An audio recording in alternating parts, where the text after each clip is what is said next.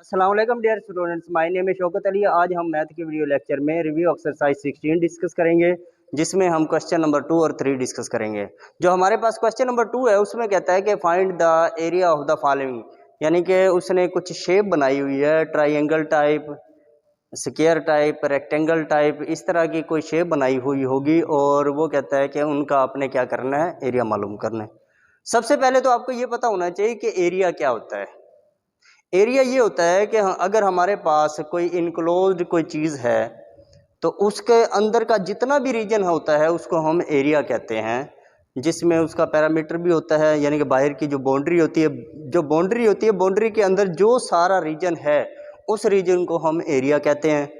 अब हमारे पास जैसा कि एक रेक्टेंगल दी गई है, रेक्टेंगल में हमारे पास जैसे कि एक लेंथ उसने 6 सेंटीमीटर दे दी है, दूसरी लेंथ उसने 3 सेंटीमीटर दे दी है। दो लेंथ दी गई हैं, यानी कि एक हमारे पास अगर हम इसको कह देते हैं कि ये हमारे पास जो है लेंथ है तो ये विड्थ है, यानी कि दो साइड दी गई है। अब आपको ये भी पता है कि जो हमारे पास रेक्टेंगल होती है उसकी टोटल 4 साइड होती हैं और 2 अपोजिट साइड्स इक्वल होती है, यानी कि जैसा कि ये 3 सेंटीमीटर है तो इसके अपोजिट ये वाली भी 3 सेंटीमीटर होगी।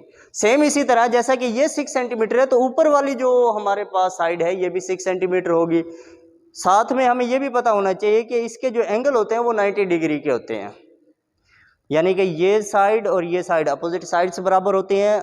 ऊपर नीचे वाली जो अपोजिट साइड्स होती हैं ये भी बराबर होती हैं, पैरेलल भी होती हैं और 90 डिग्री का एंगल भी होता है।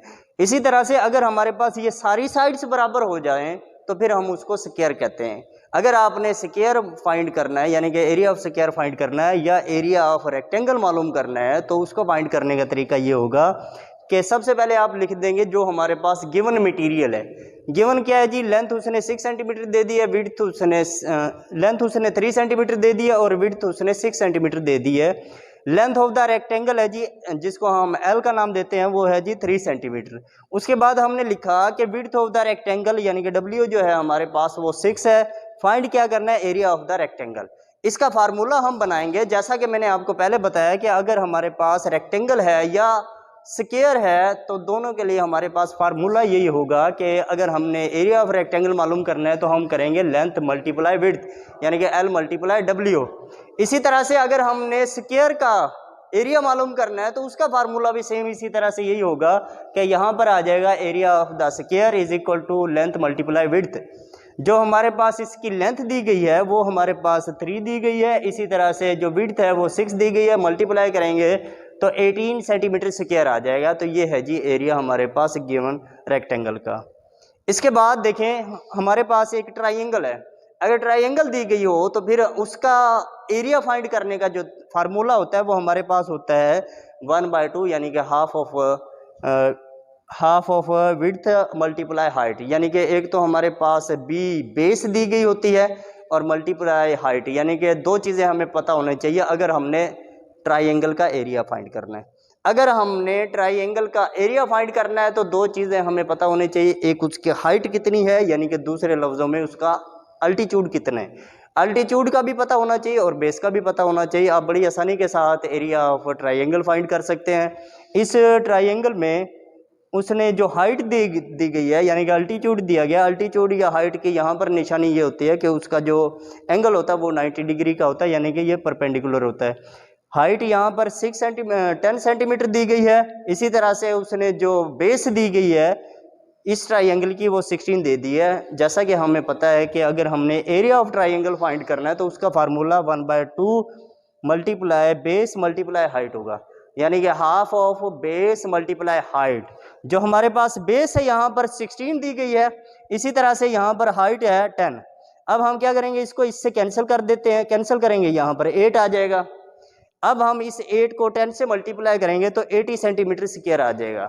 जी स्टूडेंट्स, इस में हम क्या करते हैं जी, एरिया ऑफ ट्राइंगल मालूम करते हैं और एरिया ऑफ ट्राइंगल फाइंड करने का formula base multiply height divide by 2 होता है। जो कि अगर कोई सवाल ऐसा आ जाता है जिसमें इसका जो हाइट है वो नहीं दी गई तो सबसे पहले हम उसकी हाइट मालूम करेंगे। कुछ सवाल ऐसे भी आ जाते हैं कि उसमें हाइट नहीं होती, यानी कि अल्टीट्यूड नहीं होता, तो फिर हम क्या करते हैं, सबसे पहले उसका अल्टीट्यूड मालूम करते हैं और उसके बाद अगर बेस दी गई, बेस ना दी गई तो बेस फाइंड करते हैं। दो चीज़ें हमारे पास होनी चाहिए, बेस मल्टीप्लाई अल्टीट्यूड। जी। उसके बाद है जी क्वेश्चन नंबर 3। क्वेश्चन नंबर 3 में वो कहता है कि डिफाइन करें, यानी कि मुख्तलिफ चीज़ें दी गई हैं जिनको हमने डिफाइन करना है। जैसा कि उसने कह दिया कि एरिया ऑफ फिगर क्या है, किसी भी फिगर का एरिया क्या है। देखें जी, the region enclosed by the bounding line of the closed figure, यानी कि अगर हमारे पास कोई क्लोज्ड फिगर है, बंद फिगर है, कोई ऐसी डायग्राम है जिसकी बाहर बाउंड्री भी पाई जाती है, तो उसके अंदर का जो रीजन होगा, उसके अंदर का जो ये देखें जैसे कि रीजन इनक्लोज, यानी कि जो उसके अंदर का रीजन है उसको हम क्या कहेंगे जी, एरिया ऑफ फिगर कहेंगे। यानी कि जो फिगर दी गई है उसके अंदर का जो मटेरियल है या रीजन है उसको हम एरिया ऑफ फिगर कहते हैं जी। उसके बाद है जी ट्राइंगुलर रीजन। ट्राइंगुलर का मतलब ये होता है कि ट्राइंगल के बारे में बात हो रही है कि किसी ट्राइंगल का एरिया, किसी ट्राइंगल का जो मटेरियल है यानी कि रीजन है अंदर वाला, यहाँ पर क्या होगा, the union of A triangle and it's interior. जो ट्राइंगल्स होंगी उनका यूनियन होगा और साथ में क्या होगा, उनका इंटीरियर। फॉर एग्जांपल जैसे ये डायग्राम दी गई है, इस डायग्राम में अगर आप गौर करें तो यहाँ पर दो ट्राइंगल हैं, एक ट्राइंगल ये है और दूसरी ट्राइंगल ये है। तो इन दोनों ट्राइंगल्स का अगर हमने एरिया फाइंड करना है तो हमारे पास क्या होगा जी, एक तो ये वाली जो ट्राइंगल है इस ट्राइंगल का एरिया होगा, दूसरा इस ट्राइंगल होगा, दोनों का हमारे पास यूनियन आएगा। और इसके अलावा ये सारा का सारा जो रीजन होगा इनक्लोज्ड, वो सारा का सारा शामिल आ जाएगा। यूनियन इसी वजह से कहा है कि इसके अगर हम सेक्शन बना देते हैं छोटे छोटे, तो फिर इन सारे सेक्शंस का यूनियन होगा और इन सारे सेक्शंस के अंदर जो रीजन है वो तमाम काउंट होगा ट्राइंगुलर रीजन में। इसी तरह से अगर हमने मालूम करना है जी रेक्टेंगुलर रीजन या रेक्टेंगल रीजन, तो रेक्टेंगल रीजन का मतलब ये है कि एक ऐसे रीजन के बारे में बात हो रही है जो कि रेक्टेंगल के बारे में, जैसे कि ये रेक्टेंगल है, इस रेक्टेंगल के अगर हम सेक्शन बना देते हैं छोटे छोटे, तो इन सारे सेक्शंस को जब हम यूनियन करेंगे तो वो पूरी एक रेक्टेंगल बन जाएगी। और इस रेक्टेंगल का जो टोटल रीजन होगा उसको हम कहेंगे जी रेक्टेंगुलर रीजन। जी स्टूडेंट्स, आज के वीडियो लेक्चर में हमने रिव्यू एक्सरसाइज 16 को डिस्कस किया है, जिसमें हमने क्वेश्चन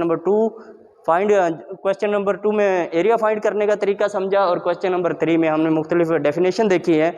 उम्मीद है कि आज का वीडियो लेक्चर आपको समझ आया होगा। फिर भी अगर आपको कोई बात ना समझ आई हो तो आप मेरे व्हाट्सएप नंबर पे कांटेक्ट कर सकते हैं। इसके अलावा जो आपको डायरी में होमवर्क और क्लास वर्क दिया जाता है वो भी आपने डेली बेसिस पर करना है।